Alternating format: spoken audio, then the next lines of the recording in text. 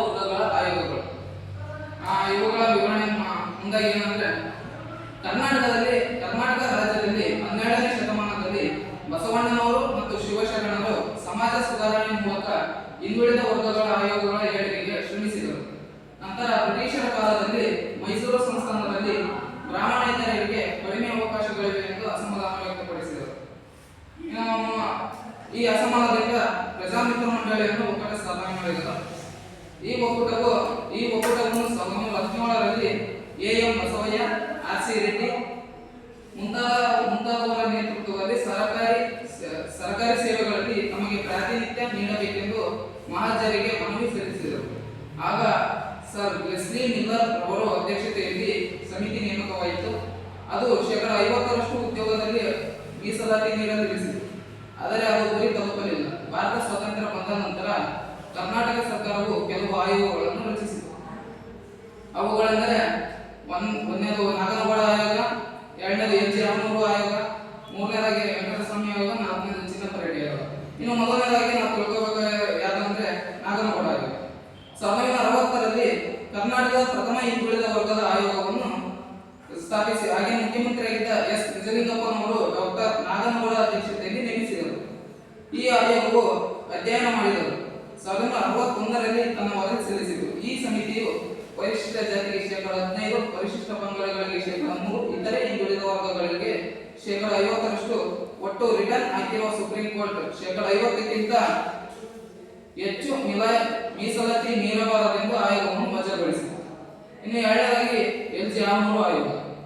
LG. ರಾಮನೂರು ಆಯೋಗವು 1972ರಲ್ಲಿ ಕರ್ನಾಟಕದಲ್ಲಿ 2ನೇ ಹಿಂದುಳಿದ ವರ್ಗಗಳಾಗಿ ಮೂಡಿ ನಿಂತು. 1972ರಲ್ಲಿ ಆಗಿ ಮುಖ್ಯಮಂತ್ರಿಯಾಗಿದ್ದ ಡಿ. ದೇವರಾಜು ಅರಸರವರು ನೇಮಿಸಿದರು. ಆಯೋಗ ತನ್ನ ವರದಿಯಲ್ಲಿ 50% ಮೀಸಲಾತಿ ವಿವಿಧ ವರ್ಗಗಳಿಗೆ ನೀಡಲು 1975ರಲ್ಲಿ ಶಿಫಾರಸು ಮಾಡಿತು. ಆದರೆ ಆಗಿನ ಸರ್ಕಾರ 58%ಕ್ಕೆ ಮೀಸಲಾತಿಯನ್ನು ಜಾರಿಗೆ ತಂದಾಗ ಸುಪ್ರೀಂ ಕೋರ್ಟ್ ಅದನ್ನು ತಿರಸ್ಕರಿಸಿತು. ಇನ್ನು ಮೂರನೇದಾಗಿ ವೆಂಕಟಸ್ವಾಮಿ ಆಯೋಗ. 1983ರಲ್ಲಿ ಮುಖ್ಯಮಂತ್ರಿಯಾಗಿದ್ದ ರಾಮಕೃಷ್ಣ ಹೆಗಡೆ ಅವರು 1983ರಲ್ಲಿ ಈ ಆಯೋಗವನ್ನು ಸ್ಥಾಪಿಸಿತು. 1986ರಲ್ಲಿ ತನ್ನ ವರದಿ ಸಲ್ಲಿಸಿತು. ಈ ಆಯೋಗವು ಪರಿಶಿಷ್ಟ ಜಾತಿ ಮತ್ತು ಪರಿಶಿಷ್ಟ ಪಂಗಡಕ್ಕೆ 18%, ಇತರ ಹಿಂದುಳಿದ ವರ್ಗಗಳಿಗೆ 27% ಮೀಸಲಾತಿ ನೀಡಲು ಸೂಚಿಸಿತು. ಆದರೆ ಈ ವರದಿಯಲ್ಲಿ ವೀರಶೈವ ಹಾಗೂ ಒಕ್ಕಲಿಗರನ್ನು ಸೇರಿಸಿಲ್ಲವೆಂದು ಹೋರಾಟ ನಡೆದು ಜಾರಿಗೆ ಬರಲಿಲ್ಲ. ಇನ್ನು ನಾಲ್ಕನೇದಾಗಿ ಚಿನ್ನಪ್ಪ ರೆಡ್ಡಿ ಆಯೋಗ. ಈ ಆಯೋಗವು 1988ರಲ್ಲಿ ಆಗಿನ ಜನತಾ ಸರ್ಕಾರವು ಈ ಆಯೋಗವನ್ನು ರಚಿಸಿತು. ಅದು ತನ್ನ ವರದಿಯನ್ನು 1990ರಲ್ಲಿ ಸಲ್ಲಿಸಿತು.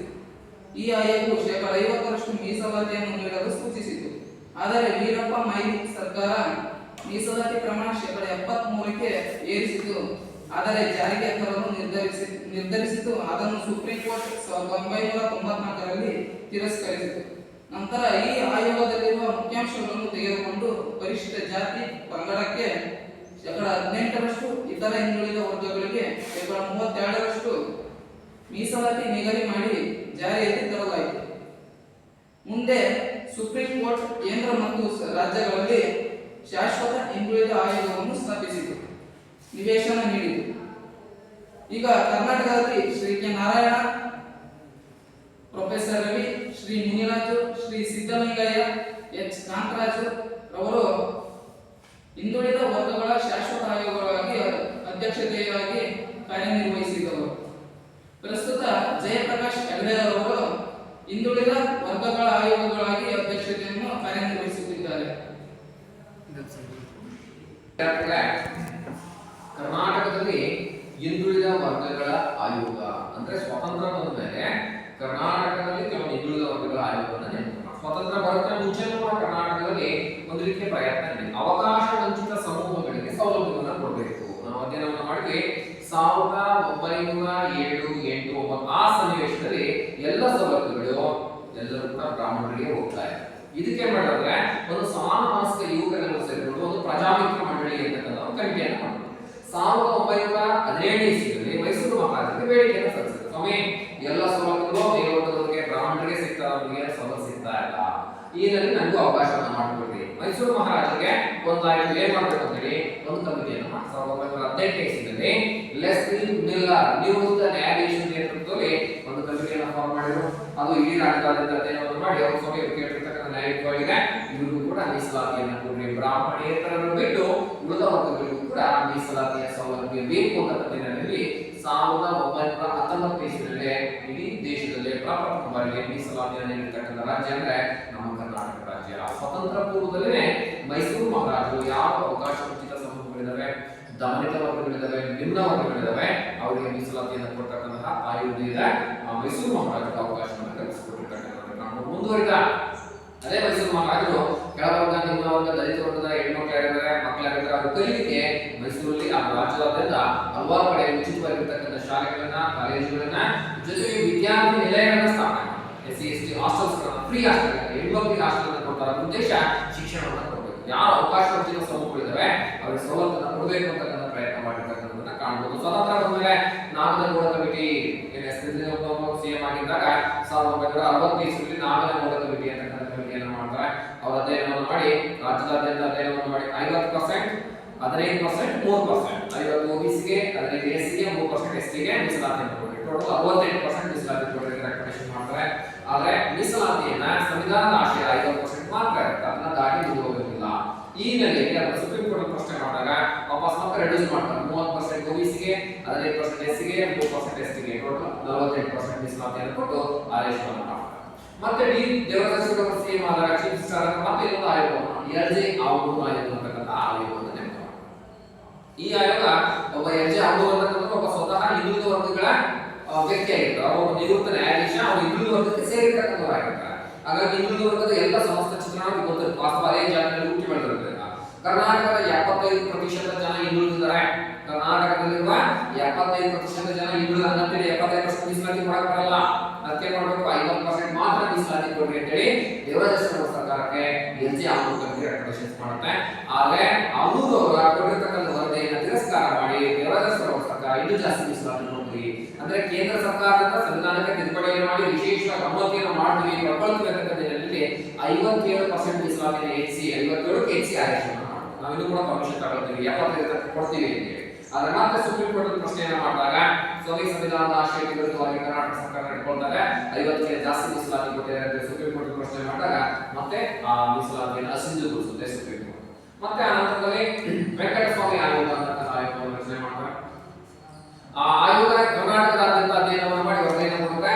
ವರದಿಯಲ್ಲಿ ಲಿಂಗಾಯತ ಮತ್ತು ಒಕ್ಕಲಿಗರನ್ನು ಮೀಸಲಾತಿ ಎಲ್ಲ ಲಿಂಗಾಯತರು ಮತ್ತು ಒಕ್ಕಲಿಗರು ಶ್ರೀಮಂತರು, ಅವರು ಮೀಸಲಾತಿ ಕೊಡಬೇಡಿ. ಈ ನೆಲೆಯಲ್ಲಿ ಕರ್ನಾಟಕ ರಾಜ್ಯದಾದ್ಯಂತ ಏನಾಗುತ್ತೆ, ಸ್ಟ್ರೈಕ್ ಅರ್ಥಾಳ ಚಳುವಳಿ. ಈ ನೆಲೆಯಲ್ಲಿ ಆ ವರದಿಯನ್ನು ವಾಪಸ್ ತಗೊಂಡು ಕೊನೆಯಾಗಿ ಚಿನ್ನಪರೆಡ್ಡಿ ಆಯೋಗ ಅಂತಕ್ಕಂತಹ ಆಯೋಗವನ್ನು ರಚನೆ ಮಾಡ್ತಾರೆ. ಈ ಮೇಲ್ಕಂಡ 3 ಆಯೋಗಗಳ ಗಜಪ್ರಹಸನವನ್ನ ಏನು ನಾಗನಗೌಡ ಕಮಿಟಿ, ಆವೂರು ಆಯೋಗ, ವೆಂಕಟಸ್ವಾಮಿ ಆಯೋಗದ ಎಲ್ಲ 3 ರೀತಿಯಾಗಿರ್ತಕ್ಕಂಥ ವಿಷಯವನ್ನು ಸಂಗ್ರಹಿಸಿರ್ತಕ್ಕಂತಹ ಚಿನ್ನಪರೆಡ್ಡಿ ಆಯೋಗ ಎಲ್ಲ ವರ್ಗಕ್ಕೆ ಸಮಾನತೆಯನ್ನ ಮೀನ್ಸ್ ಮೀಸಲಾತಿಯನ್ನ 50 ಜಾಸ್ತಿ ಎನ್ಹಾನ್ಸ್ ಮಾಡಲ್ಲ, 50 ರೆಡ್ಯೂಸ್ ಮಾಡ್ತಾರೆ. ಇಷ್ಟು ಮಾಡಿ 50% ಗೆ ಮೀಸಲಾತಿಯನ್ನು ಕೊಡ್ರಿ, 32% OBCಗೆ, 15% SCಗೆ, 3% STಗೆ, ಟೋಟಲ್ 50% ಮೀಸಲಾತಿಯನ್ನು ಕೊಡ್ರಿ ಅಂತೇಳಿ ಅಧ್ಯಯನವನ್ನು ಮಾಡಿ ವರದಿ ಕೊಟ್ಟಿರ್ತಕ್ಕಂತಹ ಹಿನ್ನೆಲೆಯಲ್ಲಿ ಪ್ರಸ್ತುತ ಅದೇ ರೀತಿಯ ಮೀಸಲಾತಿ ವ್ಯವಸ್ಥೆ ಅಂತಕ್ಕಂಥದ್ದು ಕರ್ನಾಟಕದಲ್ಲಿ ಜಾರಿ ಇರ್ತಕ್ಕಂಥದ್ದನ್ನು ಕಾಣಬಹುದು. ಮೊನ್ನೆ SCಗೆ ಇರ್ತಕ್ಕಂಥ ಮೀಸಲಾತಿಯನ್ನು ಜಾಸ್ತಿ ಮಾಡಿರ್ತಕ್ಕಂಥ ಮತ್ತು STಗೆ ಇರ್ತಕ್ಕಂಥ ಮೀಸಲಾತಿಯನ್ನು ಕೂಡ ಎನ್ಹಾನ್ಸ್ ಮಾಡಿರ್ತಕ್ಕಂಥದ್ದನ್ನು ಕಾಣಬಹುದು. ಇನ್ನು ಕೂಡ ಅದನ್ನು ಕೂಡ ಜಾರಿ ಆಗದೇ ಇರ್ತಕ್ಕಂಥ ಸನ್ನಿವೇಶವನ್ನು ನಾವೆಲ್ಲರೂ ಕೂಡ ಗಮನಿಸಬಹುದು.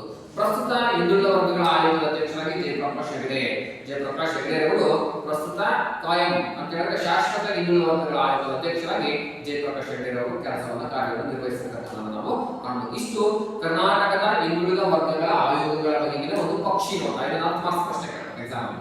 ಕರ್ನಾಟಕದ ಹಿಂದುಳಿದ ವರ್ಗಗಳ ಆಯೋಗಗಳ ಬಗೆಗಿನ ಒಂದು ಪಕ್ಷಿ ನೋಟವನ್ನು ಬರೆಯಿರಿ ಅಂತ ಕೇಳ್ತಾರೆ. ಬಿಫೋರ್ ಇಂಡಿಪೆಂಡೆನ್ಸ್, ಸ್ವತಂತ್ರ ಪೂರ್ವ, ಮೈಸೂರು ಮಹಾರಾಜರ ಕಾಲ, ಲೆಸ್ಲಿ ಮಿಲ್ಲರ್ ಆಯೋಗ, ಪ್ರಜಾಮಿತ್ರ ಮಂಡಳಿ, ಏನು ಸ್ವತಂತ್ರ ಪೂರ್ವದಲ್ಲಿ ಬ್ರಾಹ್ಮಣರು ಪಡ್ಕೊಂಡಿರ್ತಕ್ಕಂತಹ ಸವಲತ್ತು, ಇನ್ನುಳಿದವರಿಗೆ ಅವಕಾಶ ಇಲ್ಲ. ಆನಂತರ Naganagowda committee, Avuru committee, Venkataswamy committee, Chinnappa Reddy ಆಯೋಗ, ಈ ಎಲ್ಲ ರೀತಿಯ 3 ಆಯೋಗಗಳ ವರದಿಯನ್ನು ಸಮಗ್ರವಾಗಿರ್ತಕ್ಕಂಥ ಅಧ್ಯಯನ ವರದಿಯನ್ನು ಮಂಡನೆ ಮಾಡಿ ಈ ಮೇಲ್ಕಂಡ ವಿಷಯದಿಂದ ಏನು ನೀವು ತಿಳಿದು ಅಂತಕ್ಕಂಥ ಒಪಿನಿಯನ್ ಅನ್ನು ಕನ್ಕ್ಲೂಷನ್ ಬರೆದ್ರೆ 10 ಮಾರ್ಕ್ಸ್ ಕಂಪ್ಲೀಟ್ ಆಗಿರ್ತಕ್ಕಂಥದ್ದು ಸಿಗ್ತದೆ ಅಂತ ಕಾಣಬಹುದು. ಇಷ್ಟು ಮಾಹಿತಿ ಇದೆ. ಒಂದು ಬ್ರೇಕ್ ಮಾಡಿ.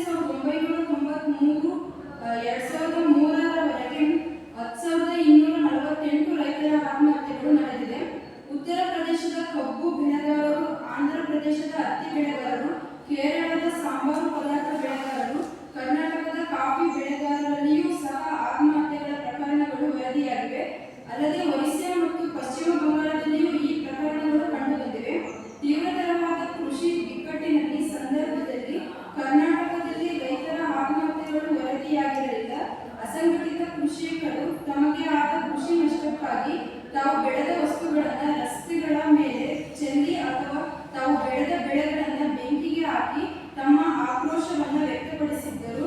ಆದಾಗ್ಯೂ ರೈತರ ಆತ್ಮಹತ್ಯೆಗಳು ಇಡೀ ಅರ್ಥವ್ಯವಸ್ಥೆಯಲ್ಲಿ ರೈತರು ತಮ್ಮ ಗುರುತನ್ನು ಸ್ಥಾಪಿಸುವ ಸೂಚನೆಯಾಗಿದೆ. ಕರ್ನಾಟಕ ಸರ್ಕಾರದ ಕೃಷಿ ಇಲಾಖೆಯ ವರದಿಯ ಪ್ರಕಾರ 2003 ಮತ್ತು 2007ರವರೆಗೆ ಒಟ್ಟು 1193 ರೈತರ ಆತ್ಮಹತ್ಯೆ ಮಾಡಿಕೊಂಡಿದ್ದಾರೆ. ಆದರೆ ಕೇಂದ್ರ ಸರ್ಕಾರ 2000ರಿಂದ 2001ರಿಂದ 2005ರಿಂದ ತನಕ ಸುಮಾರು 8600 ರೈತರ ಆತ್ಮಹತ್ಯೆಗಳು ಮಾಡಿಕೊಂಡಿದ್ದಾರೆ ಎಂದು ವ್ಯತಿರಿಕ್ತ ವರದಿ ನೀಡಿದೆ. ಬೇರೆ ರಾಜ್ಯಗಳಿಗೆ ಹೋಲಿಸಿದರೆ ಇದು ಅತ್ಯಂತ ಹೆಚ್ಚಿನ ಪ್ರಮಾಣದ್ದಾಗಿದೆ. ಆತ್ಮಹತ್ಯೆಯ ಪ್ರಮಾಣದಲ್ಲಿ ಮಹಾರಾಷ್ಟ್ರವು 3ನೇ ಸ್ಥಾನದಲ್ಲಿದೆ. ಆದಾಗ್ಯೂ ವೀರೇಶ್ ವರದಿಯಲ್ಲಿ ನೀಡಲಾಗಿರುವ ಅಂಕಿಅಂಶಗಳ ಮತ್ತು ಇತರೆ ಪತ್ರಿಕಾ ವರದಿಗಳ ಆಧಾರದ ಮೇಲೆ 5000ಕ್ಕೂ ಹೆಚ್ಚಿನ ಆತ್ಮಹತ್ಯೆಗಳಾಗಿರುವುದು ತಿಳಿಯುತ್ತದೆ. ರಾಷ್ಟ್ರೀಯ ಸಾಮಾಜಿಕ ಕಾವಲು ಒಕ್ಕೂಟ ರೈತರು 2001 ಮತ್ತು 2006ರ ಮಧ್ಯೆ ಆತ್ಮಹತ್ಯೆ ಮಾಡಿಕೊಂಡಿದ್ದಾರೆಂದು ವರದಿ ಮಾಡಿದೆ.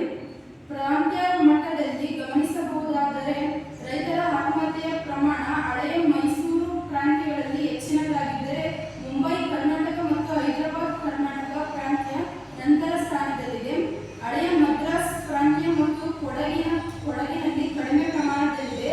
ಹಳೆಯ ಮೈಸೂರು ಮತ್ತು ಮುಂಬೈ ಪ್ರಾಂತ್ಯಗಳು ನೀರಾವರಿ ಹೆಸರಾಗಿದ್ದರೂ ಅಲ್ಲಿನ ಆತ್ಮಹತ್ಯೆಗಳ ಪ್ರಕರಣವು ರಾಜ್ಯವು ನೀರನ್ನು ನ್ಯಾಯಯುತವಾಗಿ ಹಂಚಿಕೆ ಮಾಡಿಲ್ಲವೆಂಬುದನ್ನು ಪ್ರತಿಪಾದಿಸುತ್ತದೆ. ಈ ಪ್ರದೇಶದಲ್ಲಿ ಆತ್ಮಹತ್ಯೆ ಮಾಡಿಕೊಂಡವರು ರೈತರು ನಾಲೆಯ ಕೊನೆ ಭಾಗದಲ್ಲಿ ವಾಸವಾಗಿದ್ದರೂ ಹೆಚ್ಚಿನವರು. 1998ರಲ್ಲಿ ಬೀದರ್ನ ತೊಗರಿ ಬೆಳೆಯುವ ರೈತರ ಆತ್ಮಹತ್ಯೆಯೊಂದಿಗೆ ರೈತರ ಆತ್ಮಹತ್ಯೆಯ ಪ್ರಕರಣವು ಪ್ರಾರಂಭವಾಯಿತೆನ್ನಬಹುದು. 2 ವರ್ಷಗಳಲ್ಲಿ ಆತ್ಮಹತ್ಯೆಗಳ ಪ್ರಕರಣಗಳು ಉತ್ತರ ಕರ್ನಾಟಕದ ಬರ ಪೀಡಿತ ಪ್ರದೇಶಗಳಾದ ಗುಲ್ಬರ್ಗ, ಬೀದರ್ ಪ್ರದೇಶಗಳಲ್ಲಿ ಹೆಚ್ಚಾಗಿತ್ತು. 2000 ನಂತರ ಮಂಡ್ಯ, ಹಾಸನ, ಶಿವಮೊಗ್ಗ, ದಾವಣಗೆರೆ, ಕೊಪ್ಪಳ ಮತ್ತು ಚಿಕ್ಕಮಗಳೂರು, ಕೊಡಗು ಜಿಲ್ಲೆಯಲ್ಲೂ ವಿಸ್ತರಿಸಿತು. ರೈತರ ಆತ್ಮಹತ್ಯೆಗಳ ಕಾರಣಗಳನ್ನು ಬರ್ಬೋದು.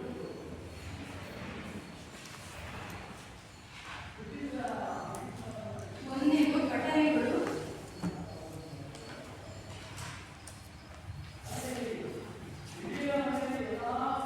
ಎರಡನೇ ಕಾರಣ ಒತ್ತಡ ಕಾರಕಗಳು.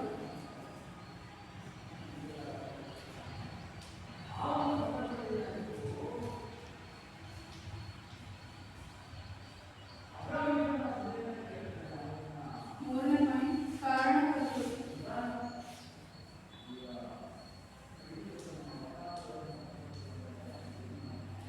ನಾಲ್ಕನೇದು ಪ್ರಚೋದಕ.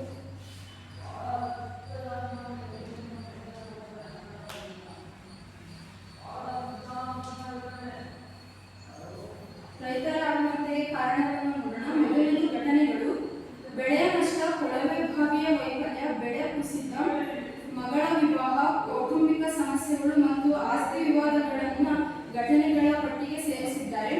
ಎರಡನೇದು ಒತ್ತಡ ಕಾರಕಗಳು. 2 ಅಥವಾ 3 ಘಟನೆಗಳು ಸೇರಿದಾಗ ಒತ್ತಡಗಳು ಉಂಟಾಗುತ್ತದೆ.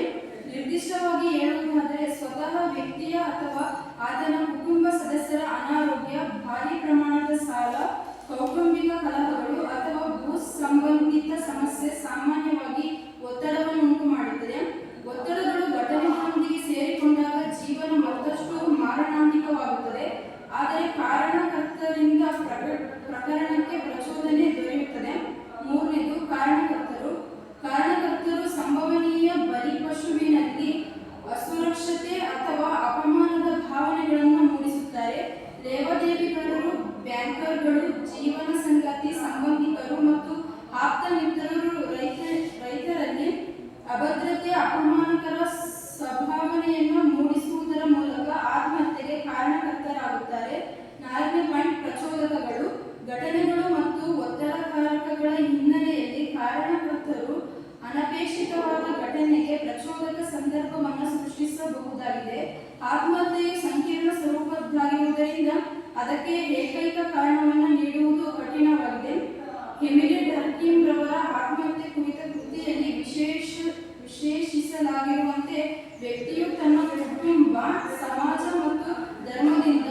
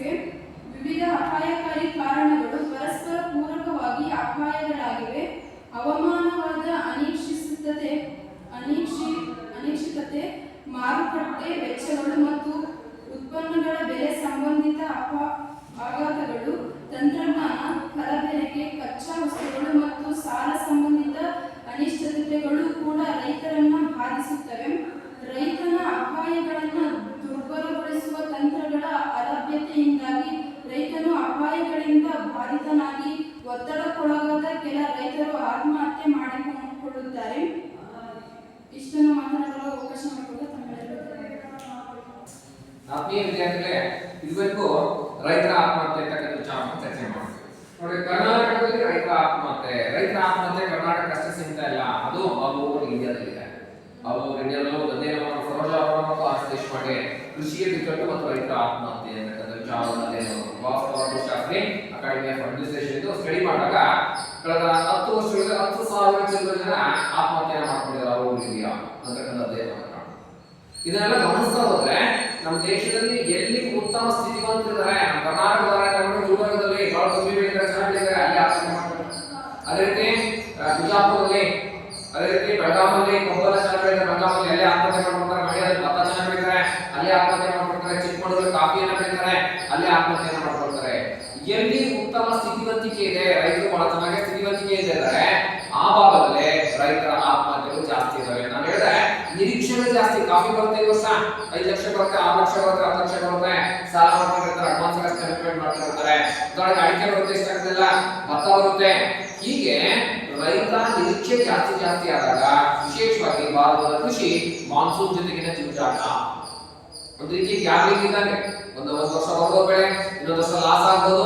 ಹೀಗೆ ರೈತ ನಿರೀಕ್ಷೆ ಮಾಡಿರ್ತಕ್ಕಂತಹ ಬೆಳೆ ಬರದೇ ಇದ್ದಾಗ, ಬೆಲೆ ಸಿಗದೇ ಇದ್ದಾಗ, ಇನ್ನಿತರ ರೀತಿಯಾಗಿರ್ತಕ್ಕಂತಹ ಹಲವಾರು ರೀತಿಯಾಗಿರ್ತಕ್ಕಂಥ ಚಟುವಟಿಕೆಯನ್ನು ಮಾಡಿದಾಗ ರೈತ ನಿರೀಕ್ಷೆ ಮಾಡಿರ್ತಕ್ಕಂಥ ಆದಾಯ ಬರದೇ ಇದ್ದಾಗ ಆತ್ಮಹತ್ಯೆಯ ದಾರಿಯನ್ನು ಹಿಡಿತಾನೆ. ಎಲ್ಲಿ ಕಡಿಮೆ ಮಳೆ ಬರೋ ಚಿತ್ರದುರ್ಗ ತಾಲೂಕಾಗಿರ್ಬೋದು, ಮೊಳಕಾಲ್ಮೂರು, ಚಳ್ಳಕೆರೆ ಆ ಭಾಗದಲ್ಲಿ ಆತ್ಮಹತ್ಯೆ ಇಲ್ಲ ಅನ್ನೋದಿಲ್ಲ, ಆದರೆ ಬೇರೆ ಭಾಗಕ್ಕೆ ಹೋಲಿಕೆ ಮಾಡಿದಾಗ ಆತ್ಮಹತ್ಯೆ ಪ್ರಕರಣಗಳ ಸಂಖ್ಯೆ ಬಹಳ ಕಡಿಮೆ ಇದೆ. ಆದರೆ ಹೆಚ್ಚು ಎಲ್ಲಿ ಬೆಳೆ ಬರುತ್ತೆ, ಎಲ್ಲಿ ಫಲವತ್ತಾದ ಭೂಮಿ ಇದೆ, ಎಲ್ಲಿ ಉತ್ತಮ ಮಳೆ ಬರುತ್ತೆ ಆ ಭಾಗದಲ್ಲೇ ಬೇರೆ ಭಾಗವನ್ನು ಹೋಲಿಕೆ ಮಾಡಿದರೆ ರೈತರ ಆತ್ಮಹತ್ಯೆ ಪ್ರಕರಣಗಳು ಜಿದ್ದಿದ್ದಂತೆ ಜಾಸ್ತಿ ಆಗ್ತವೆ. ಇಲ್ಲಿ ಡಾಕ್ಟರ್ ಅವರ ಪ್ರಕಾರ ಆತ್ಮಹತ್ಯೆಗೆ ಕಾರಣಗಳ ಘಟನೆಗಳು ಕೊಳವೆ ಬಾವಿ ವೈಫಲ್ಯ, ಬೆಳೆ ವೈಫಲ್ಯ, ಮಗಳ ಮದುವೆ ವಿಚಾರಕ್ಕೆ ಸಂಬಂಧಪಟ್ಟಂತೆ ಕೌಟುಂಬಿಕ ಕಲಹ ಅಂತಕ್ಕಂಥದ್ದು, ಅನಾರೋಗ್ಯ, ಹೀಗೆ ಹಲವಾರು ರೀತಿಯಾಗಿರ್ತಕ್ಕಂಥ ಘಟನೆಗಳು ರೈತ ಆತ್ಮಹತ್ಯೆಯನ್ನ ಮಾಡ್ಕೊಳ್ಳಿಕ್ಕೆ ಕಾರಣ ಆಗ್ತಾ ಹೋಗುತ್ತೆ. ಬೆಳೆ ವೈಫಲ್ಯ ಆಗುತ್ತೆ, ನಿರೀಕ್ಷೆ ಮಾಡಿರ್ತಾರೆ, ಈ ವರ್ಷ ಬೆಳೆನೇ ಬರಲ್ಲ.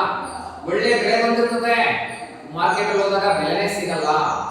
ಹೀಗೆ ಹಲವಾರು ರೀತಿಯಾಗಿರ್ತ ಅನಾರೋಗ್ಯ ಪೀಡಿತರ ನಿರಂತರವಾಗಿ, ಅದೇ ರೀತಿ ಕೌಟುಂಬಿಕ ಕಲಹ, ಅದೇ ಪೂರ್ವಕ ಒತ್ತಡ, ಸ್ಟ್ರೆಸ್ ಜಾಸ್ತಿ ಆಗ್ತಾ ಹೋಗುತ್ತೆ. 2-3 ಘಟನೆಗಳು ಒಮ್ಮೆ ಜರುಗಿದಾಗ ಅವನಿಗೆ ಸಾಲ ಜಾಸ್ತಿ ಆಗಿರುತ್ತೆ, ಅನಾರೋಗ್ಯ ಆಗುತ್ತೆ. ಅದಕ್ಕೆ ಸಾಲ ಬಹಳ ಜಾಸ್ತಿ ಆಗಿರುತ್ತೆ, ಇಮಿಡಿಯೇಟ್ ಆಗಿ ಹುಷಾರಾಗುತ್ತೆ, ಹಾರ್ಟ್ ಏನೋ ಪ್ರಾಬ್ಲಮ್ ಆಗುತ್ತೆ, ಕಿಡ್ನಿ ಏನೋ ಪ್ರಾಬ್ಲಮ್ ಆಗುತ್ತೆ. ಇದರಿಂದ ಮನೆಯಲ್ಲಿ ಒತ್ತಡ, ಗಂಡ ಹೆಂಡತಿ ಜಗಳ, ಕೌಟುಂಬಿಕ ಕಲಹ, ಸಾಲಗಾರರ ಹತ್ರ ಒಂದ್ ಕಡೆ ಆರೋಗ್ಯ ಕ್ಷೀಣಿಸ್ತಾ ಇದೆ, ಇನ್ನೊಂದ್ ಕಡೆ ಫ್ಯಾಮಿಲಿಯಿಂದ ಕಿತ್ತಾಟ, ಹೊಡೆದಾಟ, ನಿರಂತರವಾಗಿ ಅಣ್ಣ ತಮ್ಮನ ಜೊತೆ ಆಸ್ತಿ ವಿಚಾರದಲ್ಲಿ, ಹೀಗೆ ಒಂದೇ ಬಾರಿಗೆ ಹಲವಾರು ಘಟನೆಗಳು, ಒತ್ತಡಗಳು ಜಾಸ್ತಿ ಆಗ್ತಾ ಹೋಗುತ್ತೆ, ಸ್ಟ್ರೆಸ್ ಜಾಸ್ತಿ ಆಗ್ತದೆ. ಅಂತಿಮವಾಗಿ ಕಾರಣಕರ್ತರು ಒಂದು ರೀಸನ್, ಅವನು ಆಲ್ರೆಡಿ ಸಾಯ್ಬೇಕು ಅಂತ ತೀರ್ಮಾನ ಮಾಡ್ಕೊಂಡಿದ್ದಾನೆ, ಮೆಂಟಲಿ ಸುಸಾಯ್ಡ್ ಮಾಡ್ಕೋಬೇಕಂದ್ರೆ ಒಂದು ಸಣ್ಣ ಬ್ಯಾಂಕ್ ಅವ್ರು ಯಾರು ನೋಟಿಸ್ ಕೊಡ್ತಾರೆ, ನೀನ್ ಟ್ಯಾಕ್ಟ್ರಿಗೋ ಲೋನು ಅಥವಾ ಕಲ್ ಕಟ್ಟದಿದೆಯಪ್ಪ ಅಂತ ನೋಟಿಸ್ ಕೊಟ್ಟು ಹೋಗ್ತಾರೆ. ತಕ್ಷಣ ಕಾರಣ ಬೇಕಾಗಿರುತ್ತೆ ಅಷ್ಟೇ. ಹಾಗಾಗಿ ಮನೆಯನ್ನ ಗಂಡ ಹೆಂಡತಿ ಜಗಳ, ಅದೇ ಯಾವ ಚೀಟಿ ವ್ಯವಹಾರ